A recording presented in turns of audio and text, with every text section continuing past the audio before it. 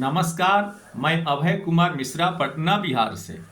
आज हम फिर बता रहे हैं 13वें अध्याय के भाग 3 में भगवान विष्णु क्या बता रहे हैं और गरुड़ जी क्या पूछ रहे हैं। तो तीर्थ श्राद्ध, ज्ञा श्राद्ध, गक्ष छाया, युगादि तथा ग्रहण में वर्ष मध्य में पैतिकृत्य न करें।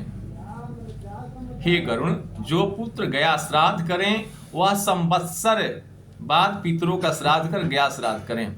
गया श्राद्ध करने मात्र से भवसागर में पितर गदाधर के अनुग्रह से उत्तम गति को प्राप्त हो जाता है।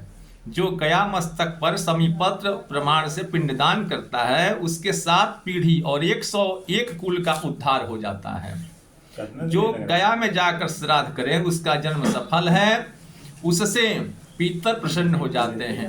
हे गरुण, कलाप नगर था, उपवन में पितरों ने मनु पुत्र इक्ष्वाकु राजा को गाथा कही थी। हे राजन, तुम्हारे वंश में सन्मार्ग से चलने वाले होंगे। गया में जाकर बड़ी श्रद्धा से हम पितरों का पिंडदान देंगे। हे गरुण, इस प्रकार जो क्रिया करेगा वह जीवन मुक्त होगा।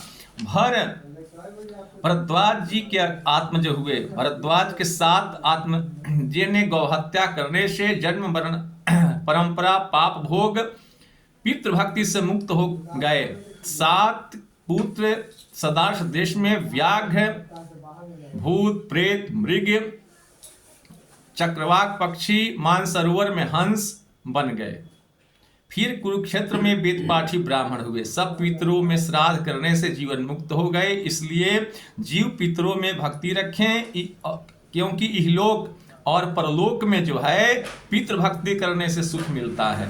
हे गरुण, और दैहिक ख्यान मैंने सब तुमसे कहा, यह पुत्र की इच्छा परिपूर्ण करने वाला और पिता की मुक्ति देने वाला है। निर्धन मनुष्य भी इस कथा को सुन सब पापों से मुक्त हो जाता है तथा दान देने का फल मिलता है जो इस सिर्फ कथा को सुन लेता है। जो कोई मेरे कथानुसार अगर श्राद्ध करता है कल तो कर्ण पुराण को अगर कोई सुनता है उसको जो फल होगा वह कहता हूं सुनिए। पिता प्रसन्न होकर सपुत्र को, पितामह प्रसन्न होकर गोरूपी धन को, प्रपितामह प्रसन्न होकर के धन को देते हैं। वृद्ध है प्रपितामह प्रसन्न हो अनेक तरह के अन्नादि देते हैं। जो गरुड़ पुराण को ऐसे भी सुनता है, जरूर नहीं कि कोई मर गया तो भी गरुड़ पुराण हम सुनेंगे, ऐसे भी सब पितर श्राद्ध द्वारा तृप्त होकर पुत्र के इच्छित कार्य सिद्ध कर धर्म मार्ग में धर्मराज मंदिर को जाते हैं। वहां धर्मराज की सभा में परम आनंद से स्थित होते हैं। सुध जी कहते हैं कि हे विष्णु, श्री विष्णु ने और दैहिक संबंधी दानादि विधि तथा महात्मा इस प्रकार कहा, जिससे सुन गरुड़ जी जो हैं बहुत प्रसन्न हुए। इसके अगले वीडियो में हम गरुड़ पुराण के 14वें अध्याय के बारे में बताएंगे। नमस्कार।